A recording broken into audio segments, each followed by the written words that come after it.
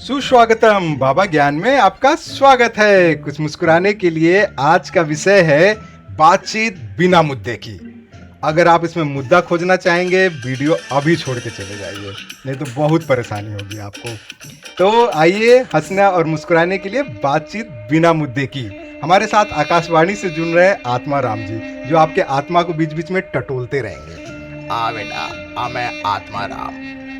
तो बातचीत को आगे बढ़ाते हैं। एक बार क्या हुआ कि एक ऑफिस में एक एम्प्लॉय था, वो सो रहा था।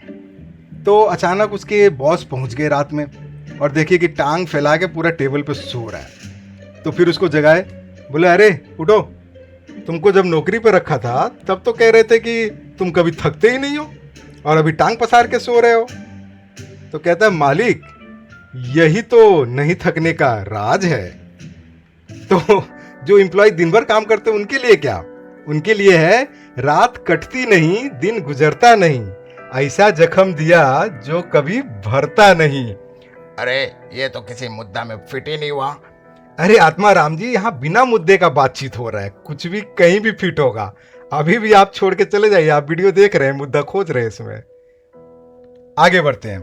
कल ब्रिज का बहुत सारा कहानी है। कलयुग में क्या है कि आजकल सब लोग अपना काम ढंग से कर नहीं रहे और उसके लिए भगवान को, अल्लाह को, जीसस को, सबको ब्लेम कर रहे हैं। अरे अल्लाह ने चाहा तो हमको बचा लेंगे, नहीं चाहा तो मर जाएंगे।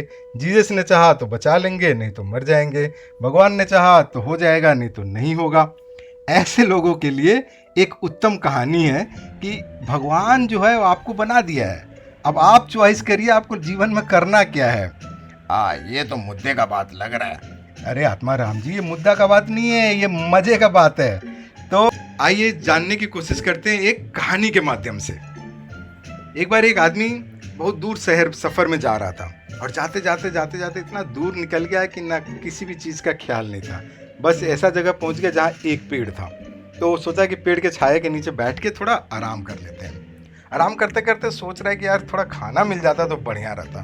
तब तक उसके सामने क्या होता है कि खाने का थाली आ जाता है। तो कुछ सोचा विचारा नहीं, उसने बोला कि पहले खाना खा लेते हैं। खाना पूरा भर पेट खाया, बढ़िया आराम से, जितना नहीं खाना था उससे डबल खा लिया। और फिर जाके उसको नींद आने लगी, कहीं काफ़ी दूर से चल के आ रहा था वो। तो बोला कि अगर बिस्तर हो जाता तो मज़ा आ जाता। तब तक उसके सामने एक बिस्तर आ गया। अब सोचा कब कौन जाने कहाँ से बिस्तर आ रहा है, कैसे आ रहा है, चलो पहले सो के आराम कर लेते हैं। आराम करके उठेंगे फिर विचार करेंगे कि क्या हो रहा है। सोया, फिर उसके ऊपर आराम से उठा। जब थकान उकान दूर हो गया तो दिमाग पे जोर लगाया, कहा कि भाई यहाँ पे कहीं भूत प्रेत तो नहीं है। तब तक भूत प्रेत आ गए और भूत प्रेत आके एक के बाद एक आने लगे। तो कह रहे कि कहीं ये भूत प्रेत हमको मार तो नहीं देंगे। तब तक भूत प्रेत ने उनको निपटा दिया। और जब वो मर के ऊपर गए तो फिर भगवान के सामने भी एक शिकायत कि भगवान आपने तो हमारा इच्छा पूरा ही नहीं किया। तो बोले कि अरे कैसे, तुम्हारा ही तो पूरा इच्छा था। वो कल्प वृक्ष था, कल्प वृक्ष के नीचे तुम बैठ के जो मांगते हो वो मिलता है। तो तुमने खाना मांगा, खाना आया। फिर तुमने कहा कि भाई बिस्तर चाहिए तो बिस्तर भी आया। और फिर कहे कि भूत प्रेत आ गया तो भूत प्रेत आ गया। फिर कहे कहीं ये मार नहीं दे, तुमको मार दिया। तो सारे तो तुम्हारे इच्छा से हुआ भाई। तुम जीवन भर हम ही को ब्लेम करते रहे और चॉइस का मामला तुम्हारे पास था, गलत चॉइस तुम किए और नतीजा जब आने लगा तो भगवान के ऊपर मर दिए। हाँ, ये तो बहुत होता है आजकल। लौंडे क्या करते हैं, गलती खुद करते हैं और भगवान के नाम पे चिपका देते हैं। बातचीत बिना मुद्दा को आगे बढ़ाते हैं। हमें क्या, अरे दो घर छोड़ के आग लग गया है भाई, बचाने जाओ पानी गिराओ, हमें क्या। अरे बगल वाले गांव में आक्रमण हो गया है, जाके बचाओ अपने भाइयों बहनों को, अरे हमें क्या। अरे ये तो मुद्दे वाली बात लग रही है। कलयुग में तो ये मुद्दा है, हमें क्या।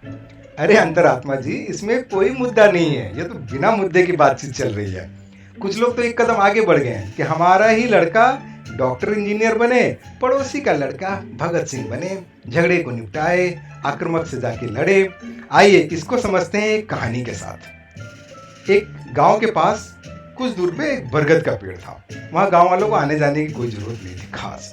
वहाँ एक सांप अपने परिवार के साथ मस्त रहता था और कोई ज्यादा उंगली करने वाला उसके पास जाता था तो वो डस देता था, जहर की टॉनिक दे देता था, वो निपट लेते थे। तो एक बार क्या हुआ, एक महात्मा आए वहाँ पे।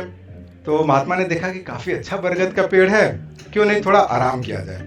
तब तक गांव वालों ने कहा कि अरे वहाँ मत जाइएगा, वहाँ पे बहुत खूंखार सांप रहता है, वो कोई भी जाता है उसको डस लेता है। महात्मा ने बोला ठीक है जाते हैं, मिलेगा तो बातचीत करेंगे।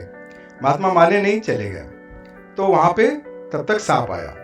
तो महात्मा ने बातचीत से सांप से कहा कि भाई तुमने तो पूरा एरिया अच्छा खासा निपटा रखा है, कोई भी यहाँ आने से डरता है? सांप ने बोला यहाँ आने का जरूरत किसको है, इतना बड़ा गांव है, अपना अपना एरिया, अपना खाए पिए आदमी खुश रहे, काहे को दूसरे को उंगली करने आए। लेकिन तुम्हारे हिंसा से तो काफी लोग डरे हुए हैं, तो तुम अहिंसा का रास्ता क्यों नहीं अपनाते हो, दूसरों को नुकसान क्यों पहुंचाते हो? तो सांप को यह बात समझ में आ गई कि अहिंसा का रास्ता लगता है सही रास्ता है। तो महात्मा के सत्संग से प्रसन्न हो गया और कहा महात्मा जाइए, जब अगली बार आएंगे तो आप पाएंगे कि हम पूरा अहिंसावादी हो गए हैं। महात्मा ने सोचा कि अच्छा खासा शिष्य बन गया हमारे सत्संग से। महात्मा चले गए और गांव वाले बिठाए तो बोले अरे आप तो जिंदा बच के चले आए। बोले अब तुम लोग भी जाओगे तो कुछ नहीं होगा। तो सांप वहां पे आराम से रहता था। तो गांव वाले आए तो एक गांव वाले ने क्या किया कि एक सांप पे पत्थर मारा। सांप ने कुछ नहीं किया। तो गांव वाला नजदीक जाके उसके मुंह पे फिर पत्थर मारा, तो फिर सांप ने कुछ नहीं किया। तो तब तक दो उधर से आए, सब उसके पूंछ पे पैर रख दिए सब, फिर भी सांप ने कुछ नहीं किया। तो जितने भी लौंडे थे सब नए नए, वो क्या किए सांप को लेके डाली पे डाल के खूब झूला उला झूल रहे हैं। फिर दोपहर में खाना खाने गए, लौट के आए, फिर झूला झूल रहे हैं। सांप की पूरी वाट लगी हुई है, लेकिन सांप पूरा अहिंसा का पालन कर रहा है। तो हुआ क्या कि 5 दिन बाद फिर महात्मा लौट के आए। तो कह रहे कि चलो एक नया नया शिष्य बना था, उससे पूछते हैं कि अहिंसा से उसे क्या फायदा हुआ। तो गए बरगद के पेड़ के आसपास, देखे तो सांप दिख ही नहीं रहा था। तब तक सांप दूर से आवाज लगाया, अरे महात्मा बस हम अब मरने ही वाले थे, अच्छा हुआ कि आपका दर्शन हो गया। बोले अरे तुम्हारा हालत ऐसा कैसे हो गया? बोला आपके कुसंगति के कारण हो गया, आपका सत्संग सुने अहिंसावादी बन गए और देखिए क्या हाल हो गया। तो महात्मा ने समझाया कि हमने तुमको अहिंसा के रास्ते पे जाने बोला था, जिससे दूसरे को नुकसान ना हो, लेकिन तुमको फुफकारने से थोड़ी न रोकने को बोला था। अगर तुम फुफकारना बंद कर दोगे तो लोग तो तुमको नुकसान पहुंचा देंगे। आपने एक्चुअली हमें क्या वालों का ग्रुप ज्वाइन कर लिया अहिंसक बनने के नाटक में। अरे भाई जब वो पहला पत्थर मारा तभी फुफकार देना चाहिए था, नहीं तो देखा तेरे पूंछ पे ही पैर रख लिया। एक टाइपराइटर, अरे वो मालिक याद है जो पहला एपिसोड में आया था, जो अपने एम्प्लॉय को सोता हुआ पकड़ लिया था।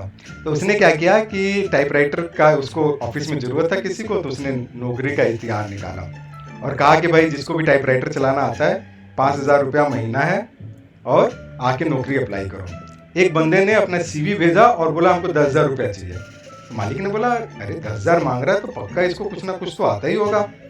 तो उसको बुलाया इंटरव्यू के लिए, कहा कि भाई तुम 10,000 मांग रहे हो और तुमको टाइपराइटर आता भी नहीं है। तो एम्प्लॉय कहता है कि अरे आता होता तो हम तो 2,500 में काम कर देते, अब नहीं आता है तो डबल मेहनत करना पड़ेगा ना। हमारे साथ जुड़ने के लिए बहुत बहुत धन्यवाद।